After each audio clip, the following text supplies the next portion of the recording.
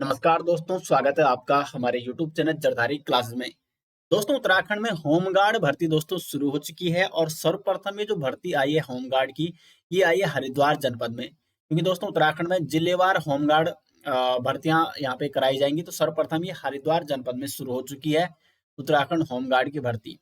और यहाँ पे हरिद्वार जनपद में दोस्तों कुल 227 पदों पर ये विज्ञापन जारी किया गया है। पुरुष और महिला होमगार्ड के कुल रिक्त 227 पद, जिसमें 216 पद है पुरुषों के और 11 जो पद हैं वो है महिलाओं के। तो टोटल 227 पदों पर दोस्तों ये भर्ती शुरू हो चुकी है। और इस वीडियो के माध्यम से मैं आपको विस्तार से इस भर्ती के बारे में बताने वाला हूँ। किस प्रकार आपको आवेदन करना है, आपकी जो मेरिट बनेगी वो किस बेस पे बनेगी और अंतिम चयन आपका किस प्रकार से होगा, ये संपूर्ण जानकारी दोस्तों मैं आपको देने वाला हूँ। कुल पद यहाँ पे 227 पद है दोस्तों, जिसमें पुरुषों के पद हैं टोटल 216। कैटेगरी वाइज आप यहाँ पे देख सकते हैं, जनरल के 136 हैं, ईडब्ल्यूएस के 21 हैं, एससी के 21, ओबीसी के 14 पद हैं और एसटी के 24 पद हैं। टोटल पुरुषों के यहाँ पे 216 पद हैं और महिलाओं के यहाँ पे रिक्त 11 पद दिए गए हैं। आयोजन दिनांक की बात करें तो पुरुष महिला अभ्यर्थी आवेदन पत्र दिनांक 23/4/2026 यानी 23 अप्रैल 2026 से आप आयोजन कर सकते हैं और 13 मई 2026 तक 13/5/2026 तक निःशुल्क किसी भी कार्यालय दिवस में जिला कमांडेंट होमगार्ड कार्यालय हरिद्वार निकट आरटीओ कार्यालय रोशनाबाद हरिद्वार से आपको क्या करना है, आवेदन फॉर्म प्राप्त करना है। क्योंकि यहाँ पे ऑनलाइन आवेदन इसमें नहीं होगा, ऑफलाइन आवेदन किया जाएगा। तो आपको जो अपना आवेदन पत्र आवेदन फॉर्म प्राप्त करना है 23 से लेकर 13 तक, क्योंकि 13 को अंतिम डेट है, 13 तक जमा हो जाना चाहिए। तो जिला कमांडेंट होमगार्ड कार्यालय हरिद्वार निकट आरटीओ कार्यालय रोशनाबाद हरिद्वार से आपको प्राप्त करना है।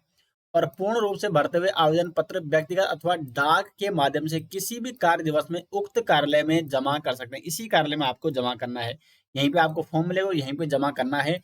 13/5/2026 की रात्रि 11:59 यहाँ पे कुल मिला के 13/5/2026 की अंतिम तिथि है आवेदन फॉर्म जमा करने की। तो यहीं से आपको फॉर्म लेना है और आवेदन दोस्तों शुरू हो चुके हैं। और यहीं से आप यहाँ पे आपको क्या कर देना है, ये फॉर्म जमा कर देना है संपूर्ण भर के। उसके बाद दोस्तों उत्तराखंड राज्य सरकार द्वारा किसी भी मान्यता प्राप्त बोर्ड संस्थान से जो यहाँ पे शैक्षिक योग्यता मांगी गई है वो मांगी गई है 10वीं परीक्षा उत्तीर्ण होना अनिवार्य है। यहाँ पे जो न्यूनतम शैक्षिक योग्यता मांगी गई है वो 10वीं मांगी गई है, यानी 10वीं पास आपका होना जरूरी है। और आयु गणना की जो तिथि है वो है 1/1/2026 को 18 वर्ष से कम और 40 वर्ष से अधिक नहीं होनी चाहिए। तो 18 से 40 दोस्तों यहाँ पे एज लिमिट मांगी गई है होमगार्ड भर्ती के लिए। यहाँ पे महत्वपूर्ण निर्देश दिए गए हैं। एक और महत्वपूर्ण निर्देश क्या है यहाँ पे कि पुरुष महिला होमगार्ड स्वयंसेवक की भर्ती जनपद हरिद्वार के संपूर्ण क्षेत्र से की जाएगी। अतः आवेदन करने वाले पुरुष या महिला अभ्यर्थी इस बात का अवश्य ध्यान रखें कि जनपद हरिद्वार में होमगार्ड की भर्ती के लिए आवेदन करने हेतु अभ्यर्थी जनपद हरिद्वार का स्थायी निवासी होना चाहिए। तो दोस्तों आप जिस भी डिस्ट्रिक्ट में ये भर्ती निकलेगी होमगार्ड की, आप उसी डिस्ट्रिक्ट से अप्लाई कर सकते हैं जिस डिस्ट्रिक्ट का आपका क्या हो, स्थायी निवास हो। जिस डिस्ट्रिक्ट के जिस जिले से आप स्थायी निवासी हो आप वहीं से आवेदन कर सकते हैं। तो हरिद्वार में जो भर्ती निकली है केवल हरिद्वार के अभ्यर्थी जो हरिद्वार के स्थायी निवासी हैं, जिनके पास स्थायी निवास प्रमाण पत्र है हरिद्वार का जिनके पास, वही अभ्यर्थी इसके लिए अप्लाई कर सकेंगे। तो ये महत्वपूर्ण निर्देश था यहाँ पे।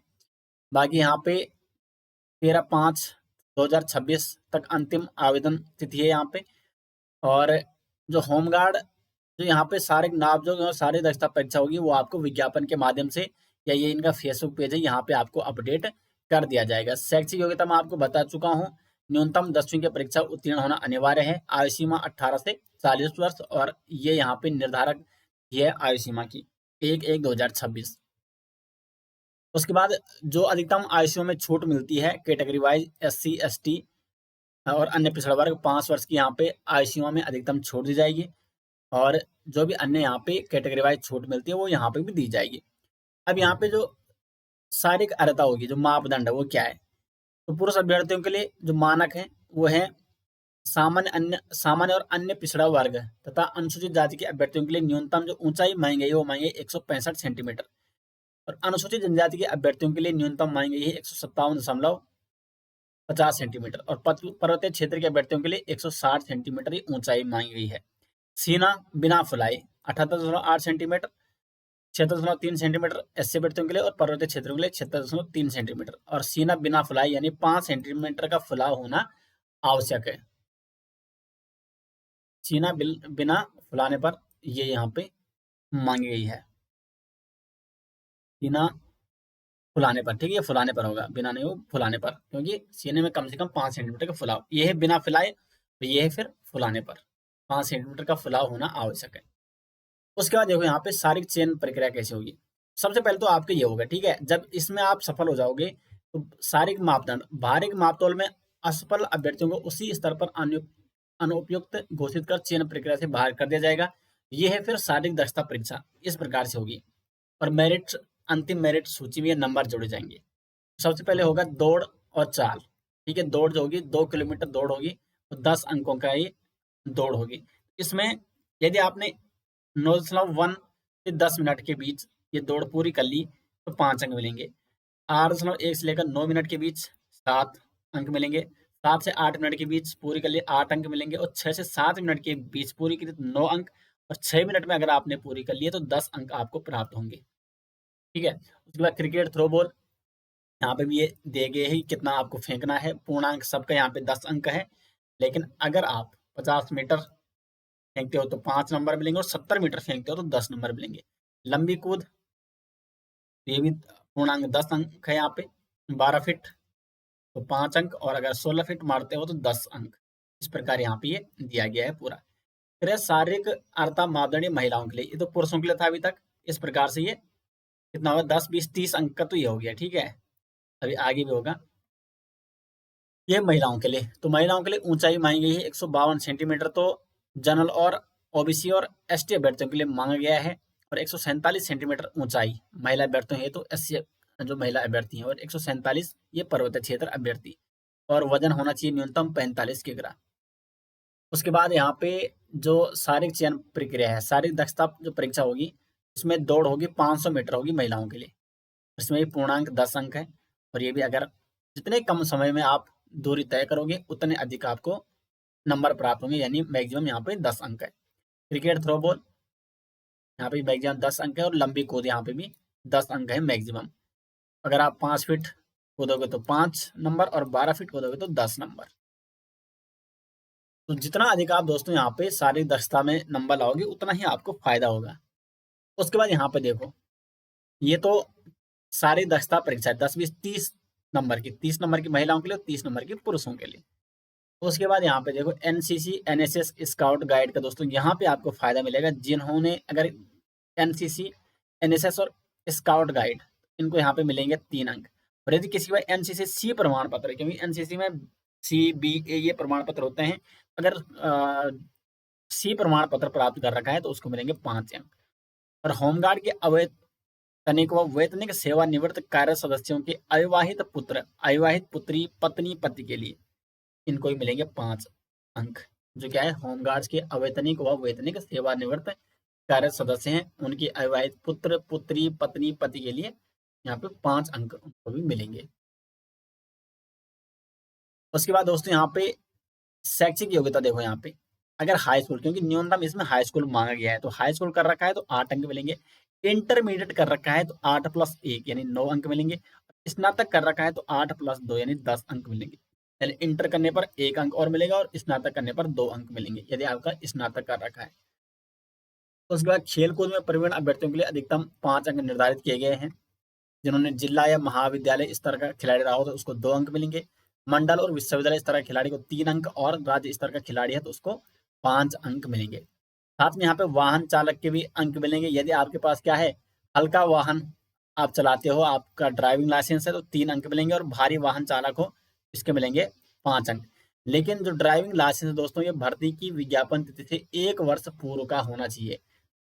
अगर आपके पास, आप गाड़ी चलाते हो, आपके पास ड्राइविंग लाइसेंस है, तो वो ड्राइविंग लाइसेंस होना चाहिए जो ये भर्ती निकली है इस विज्ञापन से लगभग 1 वर्ष पहले का आपका ड्राइविंग लाइसेंस बना हो। तो हल्का वाहन के लिए 3 अंक और भारी वाहन के लिए 5 अंक मिलेंगे। तो ये है परीक्षा फल, जो मेरिट बनेगी वो इस आधार पर बनेगी। देखो शारीरिक दक्षता मैंने आपको ऊपर बताया 30 अंक का है।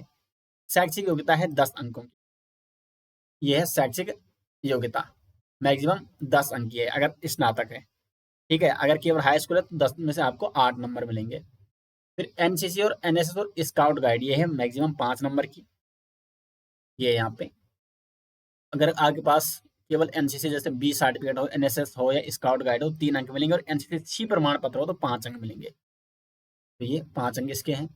फिर खेल कूद में आपका जैसे राज्य स्तर का खिलाड़ी तो मैक्सिमम 5 अंक। वाहन चालक जैसे भारी जो गाड़ी का वाहन ड्राइविंग लाइसेंस है तो यहाँ पे 5 अंक। तो कुल योग यहाँ पे बन रहा है 60 अंकों के आधार पर दोस्तों आपका मेरिट बनेगा, और इसमें कोई भी लिखित एग्जाम दोस्तों नहीं होने वाला है। तो ये आपको ध्यान रखना है। आपको अपना पूरा फोकस रखना है केवल शारीरिक दक्षता पे, क्योंकि जो अन्य अंक है, जो अन्य 30 अंक है, वो तो केवल इस पे डिपेंड करेंगे कि आपके पास ये है या नहीं है। अगर आपके पास स्नातक होगा तो आपको पूरे 10 अंक मिलेंगे शैक्षिक योग्यता में, और हाई स्कूल होगा तो केवल 8 अंक मिलेंगे। इनको तो आप बढ़ा नहीं सकते हो। आप सिर्फ केवल बढ़ा सकते हो अपनी शारीरिक दक्षता को। तो 30 में से 30 नंबर अगर आप लाते हो तो फिर बाकी फिर डिपेंड करेगा कि इनमें किसकी योग्यता श्रेष्ठ है। ठीक है, तो टोटल 60 अंकों का दोस्तों ये 60 अंकों के आधार पर आपकी मेरिट बनेगी, और इसी आधार पर आपका चयन होगा। प्लस स्वास्थ्य परीक्षण ये कंप्लीट, यहाँ पे आपको मेडिकली फिट में होना पड़ेगा, तो आपका मेडिकल परीक्षण भी किया जाएगा। बाकी आपको ये देखो, भर्ती है तो सामान्य दिशा निर्देश ये आपको कंप्लीट पढ़ना है दोस्तों। इसका पीडीएफ मैं आपको टेलीग्राम में देने वाला हूँ। आप जरदारी क्लासेस टेलीग्राम से जुड़ सकते हैं, और वहां पर मैं आपको टेलीग्राम का लिंक मैं आपको वीडियो के डिस्क्रिप्शन में दे दूंगा, और इस पीडीएफ का लिंक भी मैं आपको वीडियो के डिस्क्रिप्शन में दे दूंगा या टेलीग्राम चैनल में शेयर कर दूंगा। तो जरदारी क्लासेस टेलीग्राम चैनल में आपको जुड़ना है, वीडियो के डिस्क्रिप्शन में मैंने लिंक दिया गया है, वहां मैं इसको शेयर करने वाला हूँ। कंप्लीट एक बार खुद इसको देख लीजिए तो क्या क्या चाहिए इसमें, और किस किस प्रकार से आपको फॉर्म भरना है। 2 नवीनतम पासपोर्ट फोटो चाहिए। बाकी शैक्षिक योग्यता जो जितने प्रमाण पत्र हैं, अगर स्नातक है तो वो भी आप जरूर लगाएं।